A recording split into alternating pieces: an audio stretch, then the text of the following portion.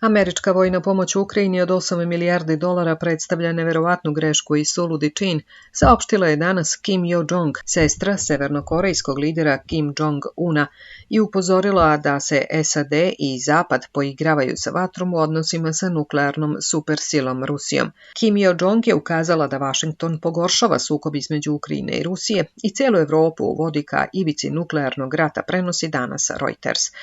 SAD i Zapad ne bi trebalo da odbacuju niti da potcenjuju ozbiljno upozorenje Rusije, navodi se u saopštenju Kim Yo-jong koje je objavila državna novinska agencija KCNA. Kim je dovela u pitanje sposobnost SAD i Zapada da se bore sa posledicama dok se bezobzirno poigravaju sa vatrom protiv Rusije koja je nuklearna supersila. Prilikom posete predsjednika Ukrajine Volodimira Zelenskog Vašingtonu, američki predsjednik Joe Biden najavio je novu pomoć toj zemlji kako bi se Kijevu pomoglo u samoodbrani, uključujući oružje dugog dometa, podsjeća Reuters. Kim je u današnjem saopštenju ocenila da je pružanje pomoći Zelenskom u vojnim akcijama protiv Rusije opasna i neodgovorna igra.